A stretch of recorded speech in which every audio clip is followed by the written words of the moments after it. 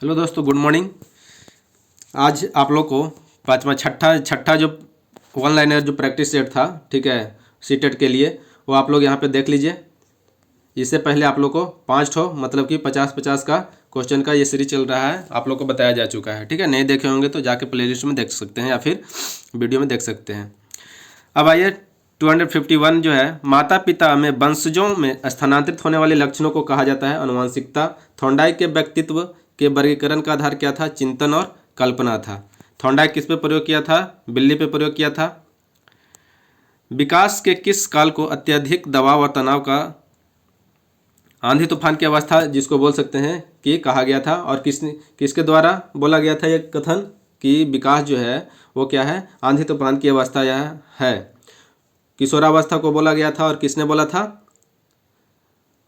ये Stanley hall के द्वारा बोला गया था। ठीक है, कक्षा कक्ष में शिक्षक व विद्यार्थियों के मध्य संप्रेषण होना चाहिए। कैसे? उद्देश्य केंद्रित होनी चाहिए। संप्रेषण मतलब कि कम्युनिकेशन, बातचीत होनी चाहिए। वो कैसी होनी चाहिए? उद्देश्य केंद्रित होनी चाहिए। डिस्ग्राफिया मुख्यतः किस कठिनाई से जुड़ा है? तो लिखने से संबंधित जो है डिस्ग्राफिया होता है। पठन से संबंधित जो होता है आप लोग का डिसलेक्सिया होता है। और आप लोग कमेंट करके बताइए कि भाषा से संबंधित जो होता है उसको क्या बोलते हैं। ठीक है, आप लोग को सब बताया गया है, ध्यान दीजिएगा। खिलौने की आयु किस अवस्था को कहा जाता है? तो पूर्व बाल्यावस्था को कहा जाता है। किसी उद्दीपन के निरंतर दिए जाने से व्यवहार में होने वाली अस्थायी परिवर्तन क्या कहलाता है? अभ्यस्तता कहलाता है। दमन के स्थान पर पुरस्कार द्वारा व्यवहार सुधारने की बात मनोविज्ञान के किस संप्रदाय में कही गई है? तो व्यवहारवादी संप्रदाय में। अब बताइए कि व्यवहारवादी जो मनोवैज्ञानिक थे उनमें से कुछ का नाम बताइए। तो आप लोग कमेंट करके बताइए। जैसे आप लोग को एक बता देता हूँ कि वाटसन महोदय जो थे वो व्यवहारवादी थे। ठीक है, बिहेवियरिस्ट। आप लोग और बताइए क्या क्या नाम हो सकता है। नेक्स्ट आइए, वे कार्य जो हमें संतोष देते हैं पक्के हो जाते हैं एवं वे कार्य जिनकी परिणाम हमें असंतोष देते हैं इतनी असफलता से नहीं होते हैं। यह कथन किसका था? मॉर्गन और गिलीलैंड के द्वारा कहा गया था। थॉर्नडाइक ने निम्न में से कौन सा नियम बताया था? तो देखिए, थॉर्नडाइक का आप लोग का 3 ठो मुख्य नियम बताए थे और 5 ठो गौण नियम बताए थे। आप लोग ध्यान में रखिएगा 3 ठो मुख्य नियम कौन थे और 5 ठो गौण नियम कौन कौन थे। ये आप लोग को थ्योरी वाले वीडियो में बता चुके हैं, आप लोग जाके देख सकते हैं। ठीक है, ये आप लोग का सब मिला दिया है। इसको मैं तैयारी वाले नियम ये नहीं होता है, व्यवहार का नियम, अभ्यास का नियम, प्रभाव का नियम, ये सब चीज़ें इसको मैं 4 ठो दे दिया है, ये गलत है। ठीक है, तो आप लोग को 3 ठो नियम बताया जा चुका है। वो कौन कौन है आप लोग को वीडियो में बताया चुका है। 3 ठो मुख्य नियम इस तरह से है कि अभ्यास का नियम है, प्रभाव का नियम है और निरंतरता का नियम जिसको कंटिन्यूटी। ठीक है, तो 3 नियम ये आप लोग को ध्यान में रखिएगा। क्या क्या था? तत्परता का नियम, तत्परता का नियम, और फिर बोल सकते हैं अभ्यास का नियम और प्रभाव का नियम। ये आप लोग का मुख्य 3 नियम था। ठीक है, ये तैयारी नियम और व्यवहार नियम नहीं था, तो ध्यान में रखिएगा। ये ऑप्शन के अनुसार चला है। ठीक है, तो यह 3 मुख्य नियम था, तत्परता, अभ्यास और प्रभाव का नियम, और 5 ठो और मुख्य नियम बताए थे। आप लोग वीडियो में जाकर देख लीजिएगा। नेक्स्ट आइए, जब शरीर के एक पक्ष के अंग का दिया गया प्रशिक्षण भविष्य में उपयोगी सिद्ध होता है तो यह क्या कहलाता है? एक पक्षीय अंतरण कहलाता है। क्या कहलाता है? एक पक्षीय अंतरण कहलाता है। जीन पियाजे के अनुसार बुद्धि क्या है? जीन पियाजे के अनुसार बुद्धि वातावरण के अनुकूलन करने की प्रक्रिया है। वातावरण के साथ अनुकूलन करने की क्या है? प्रक्रिया है, उसी को बुद्धि बोले हैं। कौन? तो जीन पियाजे के द्वारा बोला गया है। योग निर्धारण विधि का प्रतिपादन किसने किया था? तो लीकट के द्वारा किया गया था। बुद्धि परीक्षण निर्माण के जन्मदाता अल्फ्रेड बिन्ने थे। और आईक्यू का फार्मूला क्या होता है? MA/CA। आईक्यू का फार्मूला बार बार बताते हैं कि आईक्यू का फार्मूला जो होता है MA/CA इंटू अगर 100 कर दें तो यही आप लोग का हो गया आईक्यू का फार्मूला। आईक्यू इंटेलिजेंस कोशेंट होता है, ये मेंटल एज होता है और ये क्रोनोलॉजिकल एज होता है, जिसको वास्तविक आयु बोलते हैं, ये मानसिक आयु बोलते हैं। ठीक है, ब्रिजेस के अनुसार उत्तेजना भाग है किसका? संवेगात्मक विकास का है। ब्रिजेस कोई मनोवैज्ञानिक थे। तर्क, जिज्ञासा तथा निरीक्षण शक्ति का विकास होता है किस आयु वर्ग में? तो 11 वर्ष के आसपास होता है। निम्न में से कौन सा वंशानुक्रम का नियम नहीं है? देखिए यहाँ पे ऑप्शन से चलेंगे तो भी प्रेरणा। एक कारक सिद्धांत को और किस नाम से जाना जाता है? तो एक कारक सिद्धांत को राजकीय सिद्धांत के नाम से भी जान सकते हैं इसको। तो ये ध्यान में रखिएगा कि एक कारक सिद्धांत, और आप लोग कमेंट करके बताइए कि एक कारक सिद्धांत किसके द्वारा दिया गया था और द्विकारक सिद्धांत किसके द्वारा दिया गया था। बुद्धि का द्विकारक सिद्धांत किसके द्वारा? तो ये तो अभी यहीं आ गया, स्पीयरमैन के द्वारा दिया गया था। ठीक है, तो एक कारक सिद्धांत को और क्या बोला जाता था?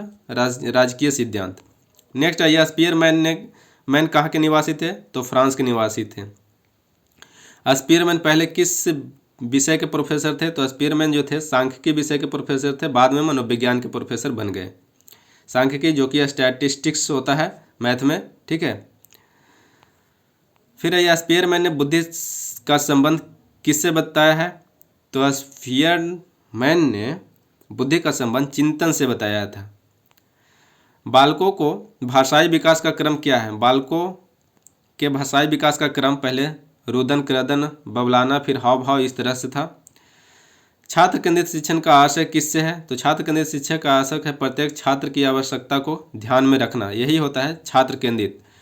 तो आप लोग को अगर क्वेश्चन पूछ दिया जाए कि जो आजकल जो प्राइमरी लेवल पे या फिर कोई भी लेवल पे क्या होना चाहिए, शिक्षण जो होना चाहिए, शिक्षक केंद्रित होनी चाहिए या फिर छात्र केंद्रित होनी चाहिए? ठीक है, तो आप लोग का छात्र केंद्रित होनी चाहिए, आप लोग का सही ऑप्शन में जाएगा।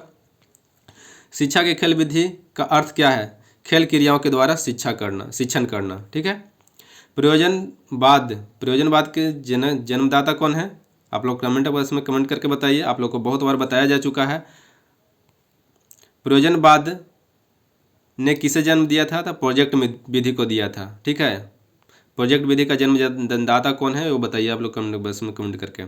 शिक्षा में प्रयोजनवाद की विचारधारा का प्रवर्तक कौन था? तो विलियम जेम्स थे। बच्चों के लिए सबसे उत्तम शिक्षक वह है जो स्वयं बालक जैसा हो, यह कथन किसका था? तो मेंकेन के द्वारा था, दिया गया। शिक्षक आचार संहिता क्या है? शिक्षकों के मानक व्यवहारों को सूचक पुस्तिका है, यही शिक्षक आचार संहिता होता है। शिक्षक की योग्यताओं, प्रयासों एवं उसके व्यवहारों का सही मूल्यांकन किसके द्वारा किया जाता है? तो उसके छात्रों के द्वारा किया जाता है, ये ध्यान में रखिएगा। छात्रों और वैज्ञानिक दृष्टिकोण उत्पन्न किसके द्वारा किया जा सकता है? छात्रों में वैज्ञानिक दृष्टिकोण जो है उत्पन्न किसके द्वारा किया जाता है? तो लॉजिक देकर। ठीक है, तर्क संगत विचारों को प्रस्तुतिकरण द्वारा। सामाजिक समायोजन का कठिन काल किसे कहा जाता है? तो पूर्व किशोरावस्था को जब लड़कियों एवं लड़कों दोनों के संदर्भ में है।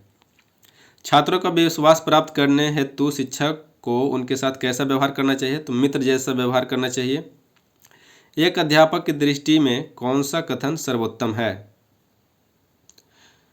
ये तो आप लोग को ऑप्शन है कि प्रत्येक बच्चा सीख सकता है। ठीक है, शैशवावस्था की मुख्य विशेषता नहीं है, इसको में से देख लीजिएगा कौन सा होगा।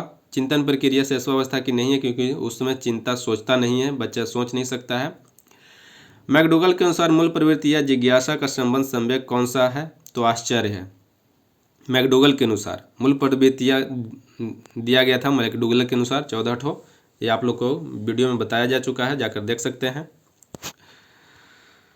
ठीक है, नेक्स्ट है ये, किस मनोवैज्ञानिक के अनुसार विकास एक सतत और धीमी प्रक्रिया है? निरंतर चलते रहने वाली प्रक्रिया हर्लॉक के द्वारा बोला गया था। लॉरेंस कोहलबर्ग विकास के क्षेत्र में शोध किए जाने के लिए जाने जाते हैं, कौन से क्षेत्र में? तो लॉरेंस कोहलबर्ग का नैतिक सिद्धांत आप लोग बहुत ही इंपॉर्टेंट है, ध्यान में रखिएगा।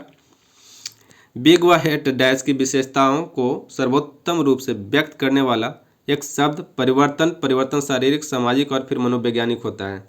हाँ, तो बिग व हेट के किशोरावस्था की विशेषताओं को सर्वोत्तम रूप से व्यक्त करने वाला शब्द है परिवर्तन, या शारीरिक परिवर्तन या फिर सामाजिक और मनोवैज्ञानिक होता है। ठीक है, व्यक्तिगत शिक्षार्थी एक दूसरे से क्या करता है? विकास की दर में भिन्न होते हैं। व्यक्तिगत जो शिक्षार्थी होते हैं विकास की दर, किसी में विकास ज़्यादा होता है तो किसी में विकास कम होता है, किसी में जल्दी होता है तो किसी में तेज़ी से होता है। विकास क्या होता है? कभी न चलते रहने वाली प्रक्रिया है, ये निरंतरता कंटिन्यूटी का सिद्धांत है। निचली कक्षाओं में खेल पद्धति मूल रूप से आधारित है विकास एवं वृद्धि के मनोवैज्ञानिक सिद्धांत पर। बालक का विकास परिणाम है वंशानुक्रम तथा वातावरण की क्या होता है? अंतः क्रिया के द्वारा बालक का विकास होता है। अगर वातावरण अच्छा नहीं रहा तो क्या होगा? वो बालक का विकास अच्छे से नहीं हो पाएगा। जिस तरह से सर्वांगीण विकास के लिए आप लोग का बोला जाता है कि सर्वांगीण विकास किया जाना चाहिए बच्चे को, तो ये नहीं हो पाएगा वातावरण अगर खराब रहा, वंशानुक्रम अगर कुछ गड़बड़ रहा तो। ठीक है। विद्यार्थियों में सामाजिक विकास विकसित करने हेतु एक अध्यापक को चाहिए कि वह जाने विद्यार्थियों के सभी पक्षों को। शरीर के आकार में वृद्धि होती है क्योंकि शारीरिक और गत्यात्मक विकास होता है। शारीरिक विकास का क्षेत्र होता है स्नायुमंडल। बाल्यावस्था होती है 12 वर्ष के आसपास तक। विकास में वृद्धि से तात्पर्य है आकार, सोच, समझ, कौशलों में वृद्धि होना। बाल विकास का सही क्रम क्या है? बाल्यावस्था, किशोरावस्था और प्रौढ़ावस्था। ये आप लोग को ऑप्शन से पता चलेगा। विकास शुरू होता है प्रसव पूर्व अवस्था से ही। ठीक है, विकास शुरू हो जाता है प्रसव पूर्व अवस्था से ही। क्षेत्र सिद्धांत किस विद्वान ने दिया था? तो कर्ट लेविन के द्वारा क्षेत्रीय सिद्धांत आप लोग को बताया जा चुका है। आप लोग ध्यान में रखिएगा कौन कौन सिद्धांत आप लोग को है, ये सब चीज़ें आप लोग को वीडियो में बताया जा चुका है पहले से, आप लोग जाके देख सकते हैं। ठीक है, आज के लिए इतना ही। मिलते हैं फिर नेक्स्ट वीडियो में, तब तक के लिए धन्यवाद।